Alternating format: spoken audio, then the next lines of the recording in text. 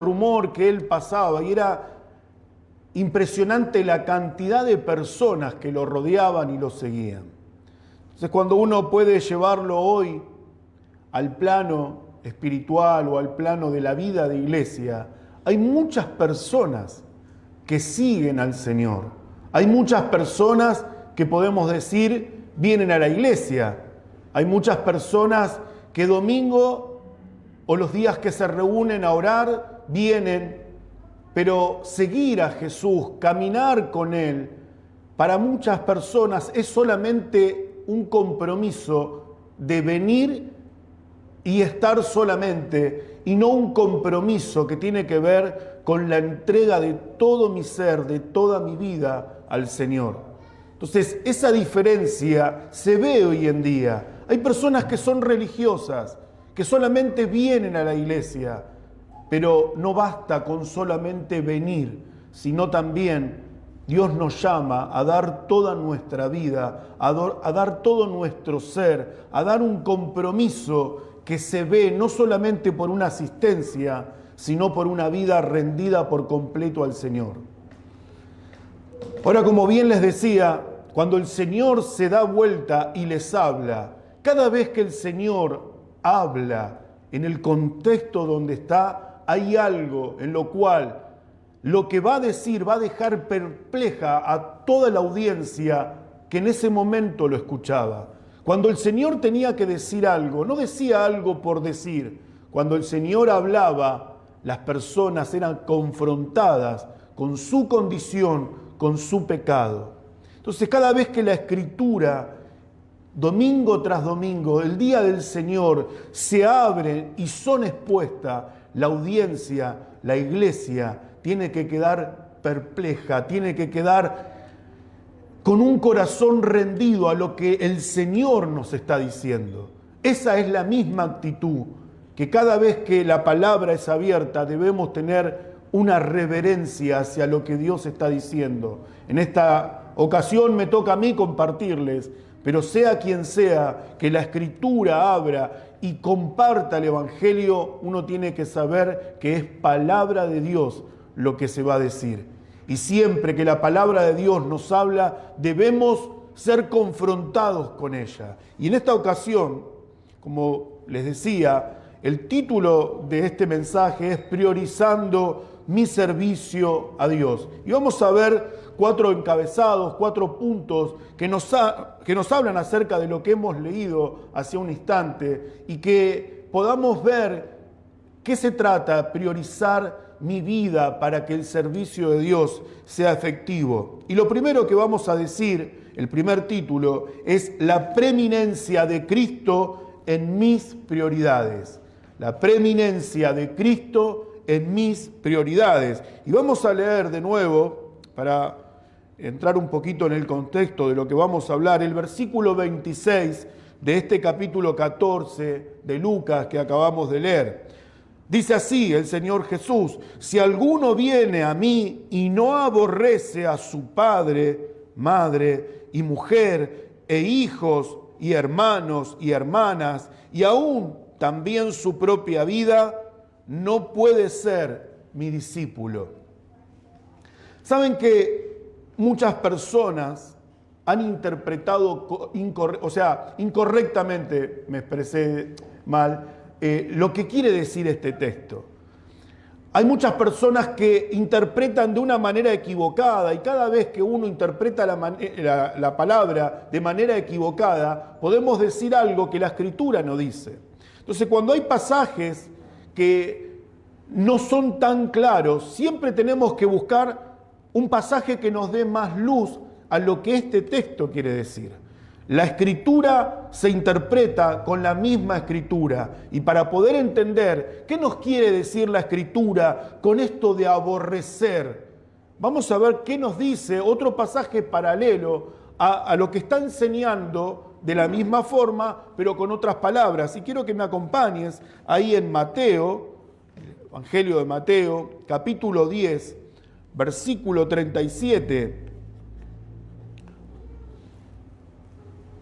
Mateo 10, capítulo 37, dice así: el que ama a padre o madre más que a mí, no es digno de mí. El que ama a hijos e hijas más que a mí, no es digno de mí. Y el que no toma su cruz y sigue en pos de mí, no es digno de mí. El que haya su vida la perderá, y el que pierde su vida por causa de mí, la hallará. Ahí podemos entender qué nos quiere decir esto de aborrecer. Aborrecer no significa odiar a una persona, porque si no estaríamos diciendo algo contrario a lo que la Escritura nos dice. En ningún texto nos dice que debemos odiar a nuestros padres, sino que dice que debemos honrarlos, que debemos amarlos. El hecho de aborrecer no significa odiar o tener una actitud agresiva o rencorosa con la familia, sino todo lo contrario. Dios nos manda a amarlos, pero lo que significa aborrecer es que si yo amo más a un padre, a una madre, a un hijo, a una esposa, más que al Señor, eso no es lo que Dios quiere en su voluntad. Entonces lo que Dios nos quiere es sí, amar a tu esposa, pero tu esposa no puede ocupar el lugar de preeminencia de Cristo. Amá a tus hijos. ¿Cómo no vas a amar a tus hijos? Pero no podés amar a tus hijos más que a Dios, porque le estás quitando el lugar de preeminencia de Cristo. Muchas gracias, hermano. Esto es lo que nos quiere decir este texto. Para poder entender de qué se trata esto y ahora meternos en profundidad acerca de lo que habla, necesitábamos poder tener en claro este concepto. Dios nos dice que debemos amarlo a Él por encima de cualquier persona y aún tu propia vida. Aún si me decís no tengo a ningún familiar, estoy solo, bueno, no podés amar más tu vida que a la vida del Señor. No podés amar más tu vida que lo que representa Cristo para vos. Eso es lo que el texto nos está queriendo decir. Entonces, entendiendo esto, aún así, estamos en aprietos.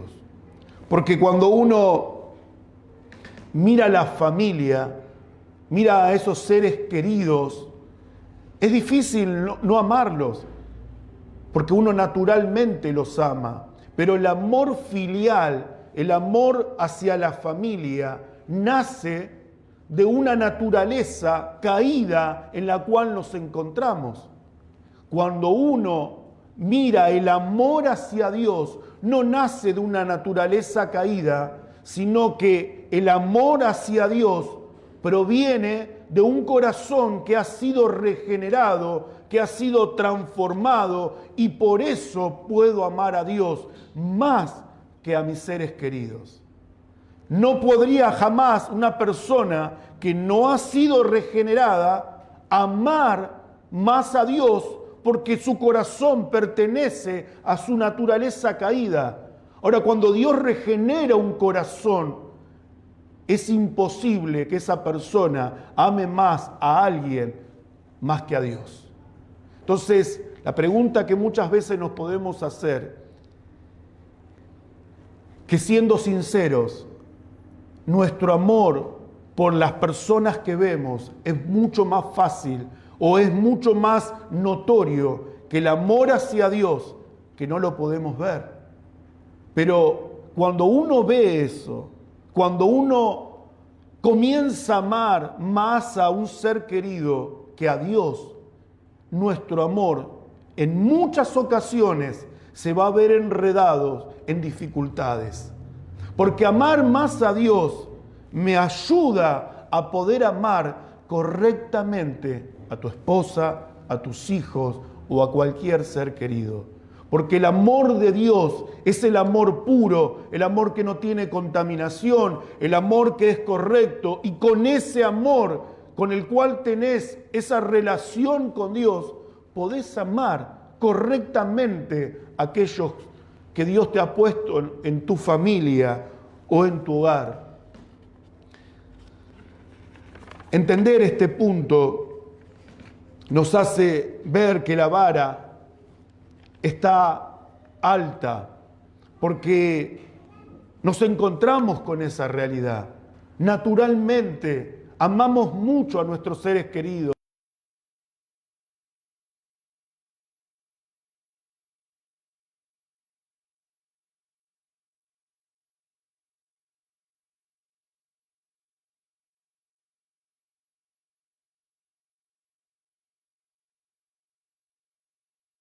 De Cristo manifestará el orden de mis afectos. Ahora, su santa ley, que ha sido grabada en un corazón regenerado, porque eso es lo que hace el nuevo pacto, un corazón que ha sido regenerado por la obra del Espíritu Santo, ama la ley y su ley está grabada en el corazón. Ahora, ¿qué nos dice la ley? El primer mandamiento nos dice: no tendrás dioses ajenos delante de mí. Y quizás en nuestra vida, en nuestro contexto, en nuestra situación, y aún siendo hijos de Dios en una iglesia, no tenemos un Dios falso al cual adoramos, no tenemos una imagen en la cual nos arrodillamos, pero a veces puedo endiosar a un ser querido. ¿Y cómo puedo lograr hacer eso? Amándolo más. Cuando yo hago que mis seres queridos, que mi esposa, pongo por encima a Cristo, que ella, estoy haciendo lo correcto, pero cuando yo cambio ese rol y pongo a mi esposa y abajo a Cristo, la estoy haciendo a mi esposa un Dios. Y esto también puede pasar con nuestros propios hijos. Amar de tal manera a nuestros hijos que no le dé la preeminencia a Cristo y poner a mis hijos en el lugar que le pertenece al Señor, estoy siendo confrontado con la ley. Miren lo que leíamos hoy, el joven rico. El joven rico dice: todo hecho de mi juventud, ¿qué tengo que hacer para heredar la vida eterna? Y el Señor, con su sabiduría, le dijo: cumple los mandamientos. Y él le dijo: sí, todo eso lo he hecho. Bueno, vamos a ponerte a prueba entonces. Vende todo lo que tenés y seguime. Y cuando tocó el primer mandamiento, se dio cuenta de que no había cumplido, porque su dinero era su Dios, su dinero era su prioridad y no podía seguir a Cristo. Entonces, sin lugar a dudas, que si hablamos de cosas materiales que están por encima de nuestro Señor, estamos en un gravísimo error, pero es algo tan sutil, algo tan delicado, que naturalmente en esa batalla que tenemos de mortificar nuestros pecados, el amar más a un ser querido que a Dios, nos pone en aprieto y nos confronta su ley y nos damos cuenta cuán pecadores que somos. El primer y gran mandamiento dice: oye, oh Israel, Dios, Jehová, uno es, y amarás al Señor tu Dios con todo tu corazón y de toda tu alma y con todas tus fuerzas. Cuando uno ve ese gran mandamiento que el Señor ha dado como lo primero que tiene que haber en un corazón regenerado y poder amar de tal manera a Dios, que es con toda mi alma, con toda mi mente, con toda mi fuerza, con todo mi ser. Ese es el amor que Dios se merece y es el amor que cada día necesitamos que Dios nos dé para poder amarlo a Él. No a un ser querido, no a una mamá, no a un papá, no a un hijo, no a una esposa o mujer hacia tu esposo. Hoy veníamos con mi esposa para la iglesia. Ella quedó allá, les manda saludos también, aprovecho para decirles, pero tenemos un nene que es un poco inquieto y allá lo conocen. Si lo traigo acá lo van a tener que conocer y prefiero que no lo conozcan tanto. Porque bueno, es un nene chiquito, tiene 1 año y medio y bueno, es un poquito que a veces se nos va. Qué importante es poder entender, hoy hablábamos esto con mi esposa, de que a veces en el matrimonio puede pasar esto. Hombres y mujeres que ponen por encima el matrimonio antes que a Dios. Aman más aún, equivocadamente, aman más aún hasta su propio matrimonio que la vida de sus hijos que no están en el Señor. Y no podrías jamás escuchar de su boca decirlo, pero hay personas que esto los ven y se ve reflejado, porque uno tiene que ser cada día investido del amor correcto de Dios para poder amar correctamente a todo lo que nos rodea. Uno ve un claro ejemplo en la vida de Abraham. Abraham tuvo una promesa. Abraham se le dijo que iba a ser padre de multitudes. Y uno conoce la historia. Un hombre de mucha edad, con una mujer que lo acompañaba en sus años, y no podían tener hijos. El deseo de una familia, de un matrimonio, es poder tener un hijo. Y ellos no podían. Sara era estéril. Cuando Dios le dio ese regalo tanto que esperaron y amó tanto la vida de su hijo que fue puesto a prueba. Y cuando Dios le dijo, entregame la vida de tu hijo, le dice, tu único hijo a quien amas. Abraham fue un hombre de fe y no dudó en poder entregar la vida de su hijo, pero fue solamente una prueba, porque Dios, conocemos cómo termina el desenlace de esta historia, que dijo, yo ahora conozco. Abraham fue un hombre que amó más a Dios que por encima de cualquier cosa a la que amaba. ¿Y quién podía dudar que amaba a su hijo más que a nada en el mundo? Pero él decidió aún, si tenía que entregar la vida de su hijo para mostrar su fe y su amor a Dios, no lo dudó. Pero el máximo ejemplo que podemos ver es la vida de Cristo. El Padre entregó lo más valioso, lo más sublime que puede existir. Entregó la vida del único Hijo, del unigénito Hijo, aquel santo, aquel perfecto. Por eso la palabra dice tanta contradicción de pecado. Aquel que era santo tenía que morir por los culpables, pero el Padre entregó la vida de su Hijo y no fue una prueba, lo entregó todo por amor a nosotros. Cuánto ejemplo que tenemos al ver esta verdad y al saber que Dios nos dice, si querés ser mi discípulo, es la preeminencia de Cristo la que tiene que estar por encima de todo afecto, por encima de todo lo que tenemos. Si estamos dispuestos a poner a Cristo por encima de todo lo que amamos, solo así, solo de esta forma podemos ser sus discípulos. Lo segundo que vamos a ver en esta mañana, dijimos, lo primero es la preeminencia de Cristo. Ahora, lo segundo que vamos a ver es mi devoción a Cristo por encima de mis prioridades. Mi devoción a Cristo por encima de mis prioridades. Y vamos a leer el versículo 27. Dice así, y el que no lleva su cruz y viene en pos de mí, no puede ser mi discípulo. Hay un pasaje que nos da mayor amplitud en lo que está diciendo este versículo, que está en el capítulo 9 de Lucas. Quiero que me acompañen, por favor. Lucas 9, capítulo 9, versículo 23 al 25.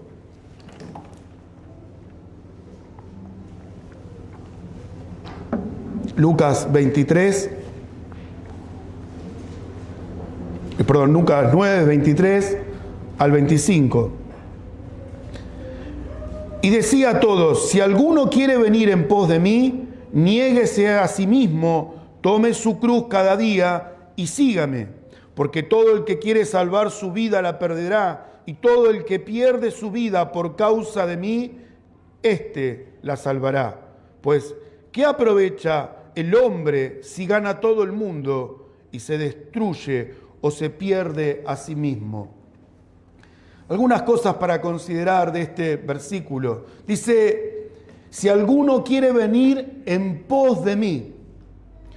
Cuando vemos esta afirmación, vemos que muchos hombres en el relato de los evangelios estuvieron dispuestos a seguirlo a Cristo y a dar todo por Él. Uno lo puede ver aún los mismos discípulos del Señor, que cuando el Señor los llamó, dejaron sus redes, dejaron su trabajo, dejaron todo lo que tenía por seguirlo a Cristo. Vemos en muchas ocasiones hombres que estuvieron dispuestos a seguir a Cristo, pero también vemos en contraoposición a eso que muchos hombres se dieron la vuelta atrás, miraron para otro lado y dejaron que Cristo pasara y no estuvieron dispuestos a seguirlo, como el joven rico que acabamos de leer. Entonces, cuando uno ve esta situación, vemos que hay una confrontación, que es un acto voluntario el poder seguir a Cristo, pero esto implica una entrega total. No puede ser una persona que quiere ir en pos del Señor y que quiere tomar una actitud correcta, tener una entrega parcial de su vida. Dios nos llama a entregarlo todo. Esto implica que debo dar todo por el Señor. Y también nos decía este texto, niéguese a sí mismo. Mi devoción a Cristo va a ver y se va a notar mi abnegación de mi voluntad. El poder ir en pos de Cristo y negarse a sí mismo implica que yo no puedo vivir mi voluntad, el hacer mi voluntad, es hacer lo que a mí me place. No, el poder vivir una vida y negarse a sí mismo es negar tu propia voluntad. Y eso es lo que muchas veces es confrontada con nuestra vida. Cuando uno quiere comprometerse con el Señor, el primer obstáculo que se va a levantar en contra de esa decisión va a ser mi voluntad. Mi voluntad cuando no es sujeta a Cristo, mi voluntad cuando no está sujeta en el pecado de mi orgullo y de mi soberbia y que quiere hacer por su ego lo que a mí me place y no lo que me viene a decir alguien como el pastor que los está guiando en este tiempo. El poder entender que cuando su pastor les está hablando y es conforme a lo que el Evangelio está diciendo, no es su voluntad la que se le está compartiendo, sino es la voluntad del Señor. Y eso es lo que debemos entender, de que qué significa mi devoción a Cristo por encima de mis prioridades. A veces mi prioridad es mi voluntad y no es la voluntad del Señor. Entonces, mi devoción a Cristo está sujeta a eso, a mi voluntad. Si me gusta, si me agrada, si me queda bien, sí. Si no, no. Eso no es lo que es tomar su cruz y seguirlo. Cuando uno ve que la devoción a Cristo me va a llevar a destronar mi voluntad y en su lugar entronar a Cristo, es ahí donde yo lo puedo seguir. Cuando mi voluntad yo la quito de su trono, la quito de su lugar de preeminencia y pongo a Cristo, solo así lo puedo seguir. Y también dice, tomar su cruz cada día y seguirme. Tomar su cruz no es algo atractivo o algo amistoso para una persona.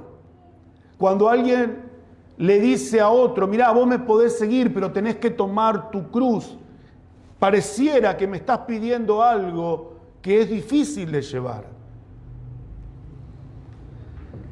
Tomar la cruz cada día y seguirlo, hermanos, hermanas, es a pesar de las aflicciones, es a pesar de las injusticias, es a pesar de los rechazos y aún a pesar de la misma enfermedad que puedo tener. Seguir a Cristo en pos de tomar mi cruz implica muchas veces, y aún Dios te puede llevar a poner el rechazo, las enfermedades, las injusticias, los dolores por encima de tus prioridades. Eso es seguir a Cristo. Porque a veces es seguir a Cristo, sí, si el tiempo me sobra, sí, si tengo ganas, sí, si no hace frío. A veces uno pone esas cuestiones, pero Dios te está diciendo, tenés que poner por encima, aún cuando el rechazo, el dolor, las aflicciones, la enfermedad están en tu vida, aún así tenés que seguir a Cristo. A veces uno toma el camino fácil. Si estoy mal con algún hermano, entonces no quiero ni ir a la iglesia. Entonces pones por encima ese sentimiento. Y aún si ese hermano te rechazaría, tenés que poner la prioridad de seguir a Cristo por encima de ese rechazo. Esto implica toda nuestra vida. Esto no implica lo que a veces me parece o lo que creo que me conviene. Es todo. Ahora, cuando las prioridades en tu vida nublan la consideración de poder seguir a Cristo, es ahí donde, lamento decirte, pero no estás siendo edificado en la verdad. Cuando yo me pongo a pensar y a querer manipular y razonar si conviene que vaya, si me conviene que hable, si comienzo a negociar mi voluntad antes que el servicio a Dios, estás en un gravísimo error, hermano. Debemos priorizar siempre mi devoción a Cristo. Esto me recuerda al hombre que edificó su casa sobre la arena. ¿Qué pasó sobre ese hombre que edificó su casa sobre la arena? Seguramente priorizó su vida en sus prioridades, valga la redundancia, antes que el poder pensar en una vida futura, en una vida segura. Priorizó su comodidad, priorizó su inconstancia, priorizó su inestabilidad, su falta de compromiso, porque es mucho más fácil edificar algo sobre una estructura que no tiene solidez, que no tiene fuerza, lo puedo levantar mucho más rápido, pero priorizar así su vida, cuando vino la tormenta, su casa quedó destruida. Sin embargo, podemos ver la diferencia del hombre que edificó su casa sobre la roca. Y edificar su casa sobre la roca nos habla de mi comunión con el Señor y su palabra. Priorizar y edificar su vida sobre la roca es sobre todo medio de gracia que Dios me ha dado. Y cuando vengan las tormentas, cuando mi edificación personal se basa, no en mis prioridades, sino en el fundamento que es la palabra de Dios, que es mi relación con Cristo, que es todo medio de gracia el cual Dios me ha dado. Cuando vengan las pruebas, cuando vengan las dificultades, mi vida permanecerá firme. Y eso es lo que Dios nos llama a poder permanecer y ser constante en esta devoción de seguir a Cristo. Cuando uno ve todas estas cosas, nos llevan a pensar y a meditar el tercer punto, que es mi sometimiento a Cristo, o el sometimiento, mejor dicho, de mis prioridades frente al costo de seguir a Cristo. Lo repito, el sometimiento de mis prioridades frente al costo de seguir a Cristo. Cuando uno ve esto, se puede dar cuenta que por naturaleza somos personas impulsivas, somos personas que reaccionan y somos personas que no pueden calificar con esa palabra que aquel que pone su mano en el arado no puede mirar para atrás. El poner la mano en el arado y seguir adelante habla de una actitud del corazón, de permanecer, de ser fiel, de ser constante. Entonces, cuando uno ve que mis prioridades no se someten frente al costo de seguir a Cristo, me encuentro en esa dificultad, me encuentro en esa disyuntiva como hablábamos recién, de ese hombre que edificó su casa sobre la roca, a diferencia de aquel que edificó su casa sobre la arena. Debemos, por sobre todas las cosas, priorizar siempre, como decíamos recién, mi servicio a Dios, mi entrega al Señor, por encima de mis prioridades. ¿Qué es lo que edifica tu vida?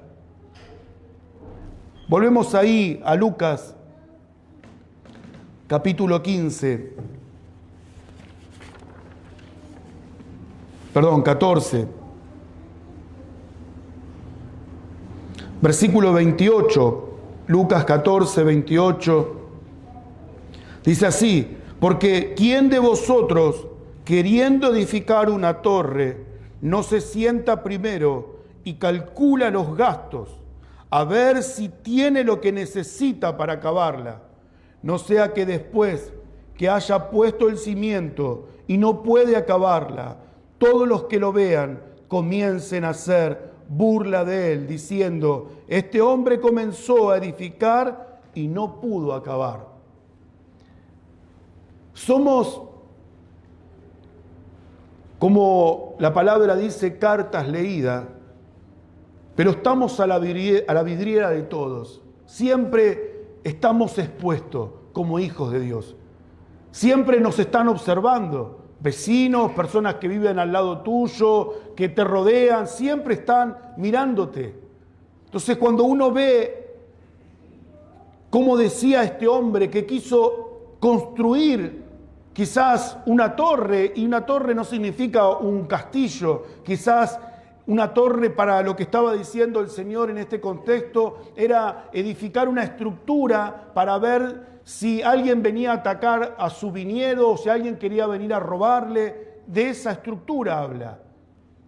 Entonces, cuando uno ve que la vida de un cristiano no prioriza, mejor dicho, lo que significa el poder cuidar lo que edifica mi vida. ¿Qué es lo que nos edifica?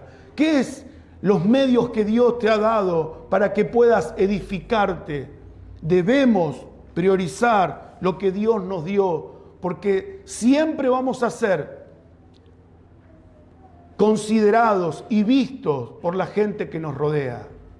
Y quizás no de forma despectiva, o quizás nadie se burla o se ríe de vos, pero sí hay alguien que te está acusando y que quiere acusarte continuamente. Y cuando uno entiende que su vida no está en las manos de Dios, que su vida no es de Cristo, pero aún sigue y viene a la iglesia, es ahí donde uno ve esa confrontación.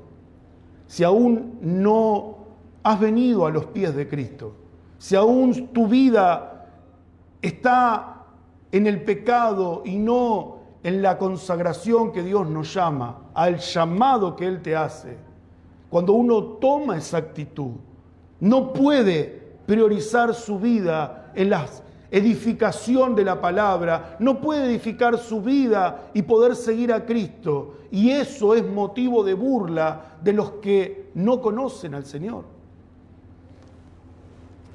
El cuarto y último punto: la renuncia de mis prioridades por el señorío de Cristo.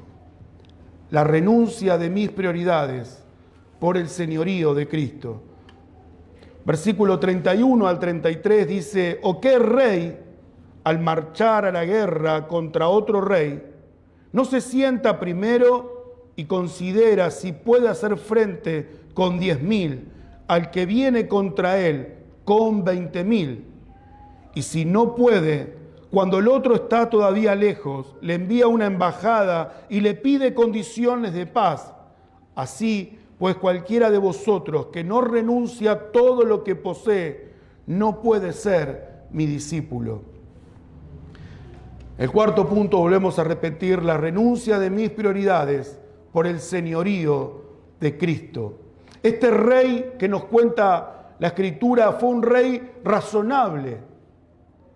Se dio cuenta que él no podía quizás hacer frente con 10.000 a 20.000. Entonces dice que este rey manda condiciones de paz para poder enfrentar esta situación.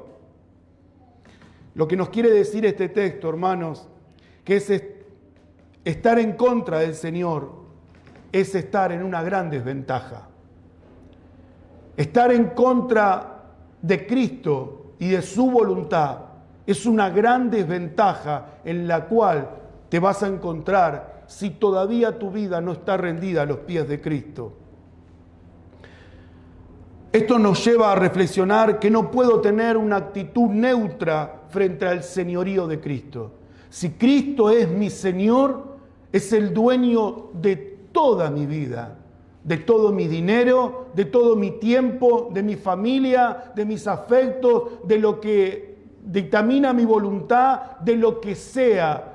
Mi Señor es Cristo, Él es dueño por encima de todo. Este rey tuvo una actitud correcta al poder reflexionar y poder ver que no podía hacer frente. De esto podemos ver 3 enseñanzas prácticas. La primera, que debo renunciar a mi voluntad como este rey renunció a su corona. No puedo decir que Cristo es mi rey si todavía tengo una corona, que creo que soy el rey de mi vida, que creo que soy el Señor de mi vida. Me encanta esa imagen que nos describe el Apocalipsis, que todos arrojan coronas delante del Señor, como diciendo no somos dignos de que seamos rey, no somos dignos de delante del Rey de Reyes tener una corona, y ellos despojaban sus coronas y lo tiraban a sus pies. Esa es la actitud que tenemos que tener hoy en esta vida, despojarnos de nuestro orgullo, despojarnos de nuestra soberbia, de nuestra altivez y ser humildes delante del Señor y despojar de lo que creo que soy dueño y que todavía creo que lo soy. El poder ser Señor, solo a Él le cabe ese nombre, porque ser Señor significa que Él es dueño y Él decide sobre todo lo que sucede. A veces uno cree que puede un hombre ser Señor, pero si ese hombre cree que puede ser Señor, cuando viene una desgracia, cuando viene la enfermedad o cuando viene la muerte, no puede decidir sobre eso. Entonces no es Señor. El Señor es aquel que decide y aquel que permite que sucedan todas las cosas.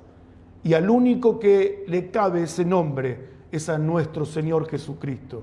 Él es el Señor. Lo segundo que podemos ver sobre la enseñanza de este rey razonable es que Él buscó la paz con ese rey, el cual lo podía enfrentar. Y esto nos habla a aquellos que todavía no han venido al arrepentimiento y a la fe del Señor Jesucristo, es que estar enemistado con Dios es en una posición en la cual, si hoy te encontrás enemistado con ese rey, hay un grave problema en tu vida.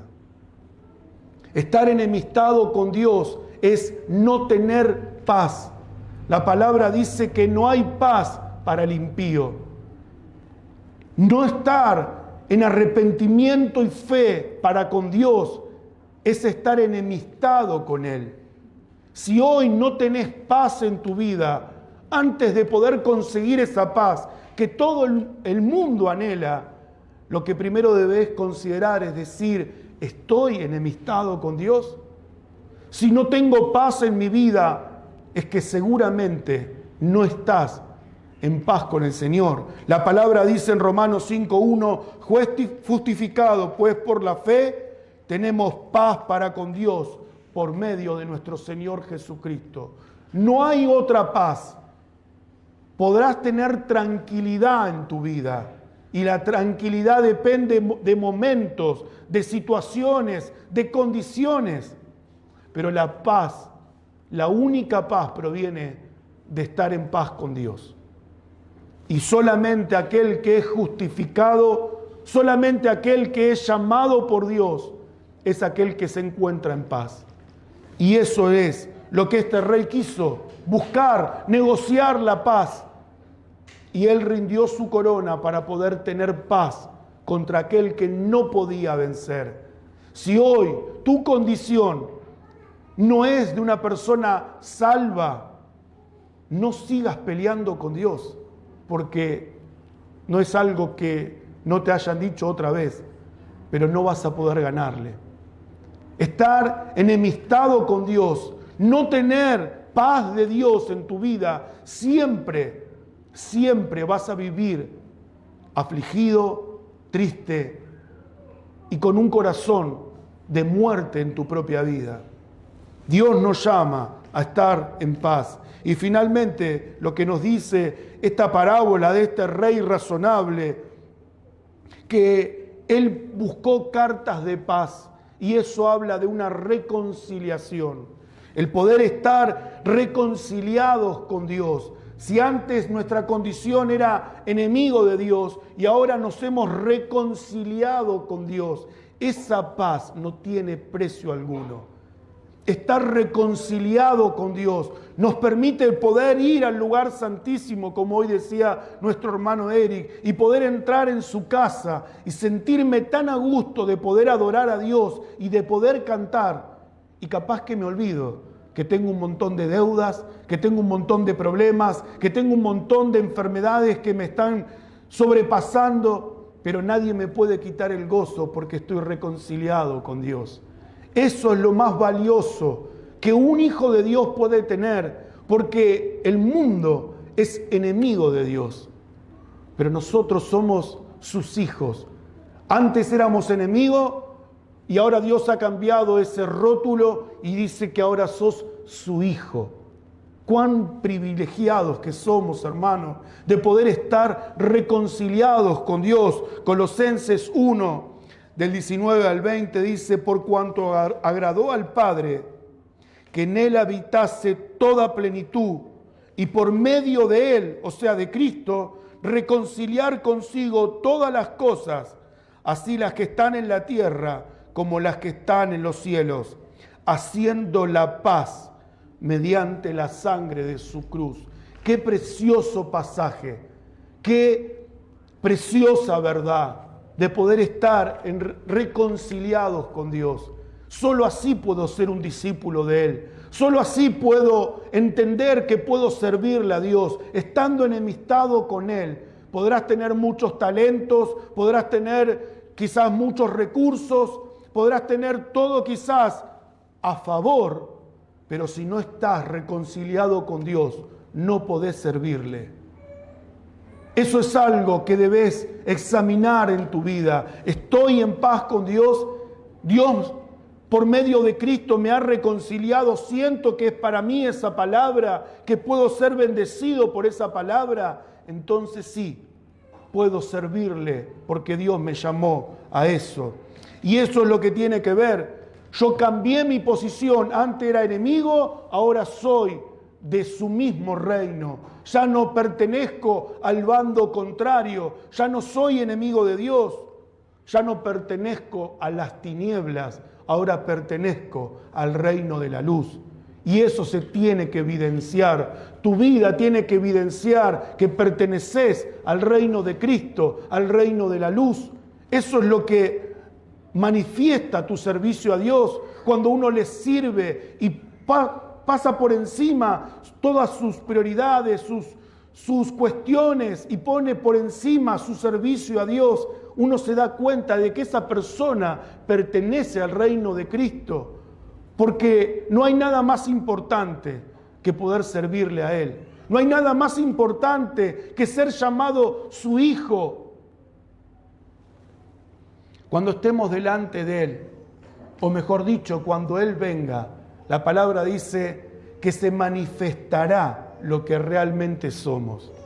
Y sabés, una de esas cosas que se manifestará, que el mundo será testigo de que va a ver que vos sos un hijo o una hija de Dios y que vos estás en paz, no ahora, sino anteriormente, cuando Él te salvó, cuando el Espíritu Santo aplicó la salvación sobre tu vida. El mundo será testigo de lo que vos ya creíste y va a decir, Él está en paz con Dios. Y te va a poder decir, vení, bendito de mi Padre, entrad al reino que ha preparado antes de la fundación del mundo. Cuán glorioso es poder ver que eso será para aquellos que están siendo hoy hijos de Dios y no enemigos de Él. Finalmente, hermanos, quiero que me acompañen en el versículo 34 y 35 de este mismo capítulo.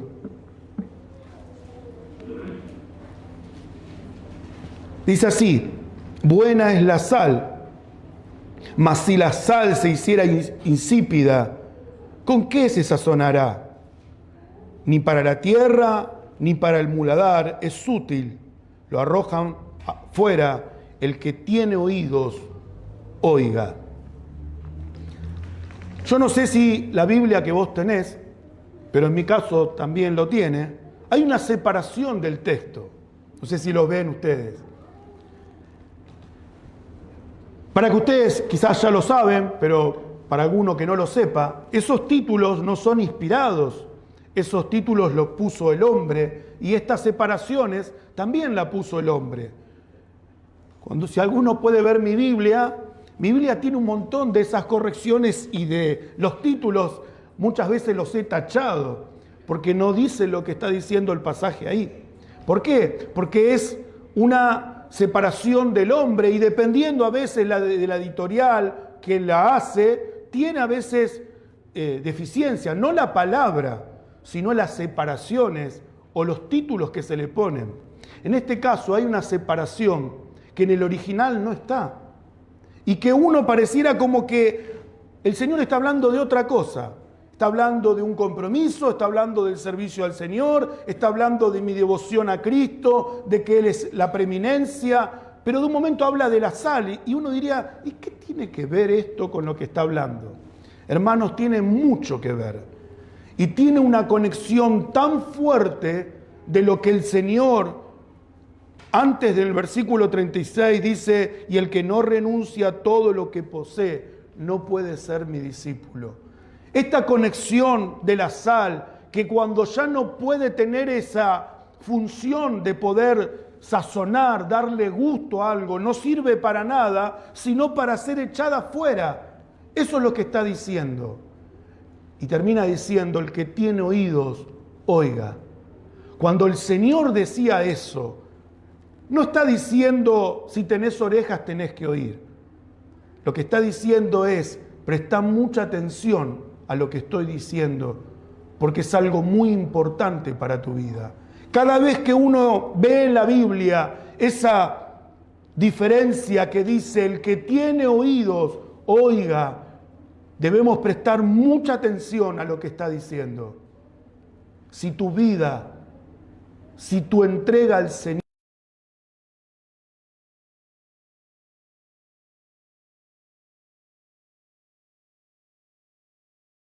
que hoy hablamos, no están por preeminencia al Señor y están tus prioridades por encima de Él, no podés ser su discípulo. Y la palabra dice que si no podés ser su discípulo, ¿de qué sirve tu vida? ¿Para qué sirve la vida de un cristiano si no puede servir al Señor? ¿De qué sirve el poder decir, sí, yo voy a una iglesia, sí, yo soy bautista reformado, si tu vida no sirve al Señor? Esto es una gran confrontación que el Señor nos hace. Si tu vida no está al servicio y a los pies de Cristo, lamentablemente, y perdoná la expresión, pero el Evangelio nos confronta. Y si no nos confronta el Evangelio, ¿qué nos va a confrontar? Pero si tu vida no está enteramente para el Señor, lamentablemente tengo que decirte que la vida no sirve para nada. No sirve para nada venir y sentarse, como quien dice, y tener un lugar en una silla en la iglesia. De nada sirve todo lo que podamos decir o hacer si tu vida no sirve al Señor, no tiene el verdadero propósito de poder adorarlo a Él, de poder rendir. Ese es el propósito de la iglesia. Y cuando uno viene y adora a Dios, no lo adora solamente porque le canta. Adorar a Dios significa rendirle todo a Él. Eso es lo que significa cantar y adorar a Dios. Es cuando canto, estoy expresando lo que realmente vivo, lo que realmente doy, y me entrego al Señor por eso. Hermanos, sé que la palabra es confrontativa, pero bendita sea esa palabra que nos confronta, porque nos hace pensar y meditar que si hay algo que está siendo de estorbo a mi entrega, a mi devoción a Cristo, a que Él sea la preeminencia, que Él sea lo mayor que tengo, si hay algo que me está haciendo de obstáculo, es hora que podamos ponerlo delante de Él y que Él lo pueda sacar delante. La vida entera sea dispuesta y enteramente para Él, y para que cuando el Señor venga pueda decir: bendito de mi Padre, o bendita de mi Padre. Y qué feliz y qué noticia más maravillosa que el Señor te pueda decir eso: siervo fiel. Así que, considerando esto, oremos y que el Señor pueda hablarnos. Padre amado, te damos gracias en esta mañana por tu palabra bendita. Te rogamos, te suplicamos, Señor, que puedas hablar al corazón de mis hermanos, a nuestro corazón, y que podamos ser confrontadas con tu evangelio, nuestra alma, nuestra vida, Señor. Señor, te doy gracias porque si hoy puedo servirte, si hoy puedo servir en la iglesia, no es por mis capacidades, no es por mis dones, no es por mi talento, es porque primeramente estoy en paz contigo, Señor. Porque tú me has reconciliado por medio de tu sangre y que hoy puedo ocupar un lugar en la iglesia, en el cuerpo de Cristo, porque el Señor me ha añadido a Él, Señor. Gracias, Padre, por tu palabra. Gracias porque puedo hoy mirar mis prioridades, mirar mis afectos, mirar mi voluntad, mirar lo que edifica mi vida. Y si alguna de esas cosas ponen un lugar por encima de Cristo, Señor, ayúdame a que pueda destronar todo lo que tengo, destronar mi voluntad, destronar mis afectos, mi vida, todo lo que soy, para poder decir: ya no vivo yo, sino vive Cristo en mí. Padre, te doy gracias en el bendito y precioso nombre de Jesús. Amén y amén.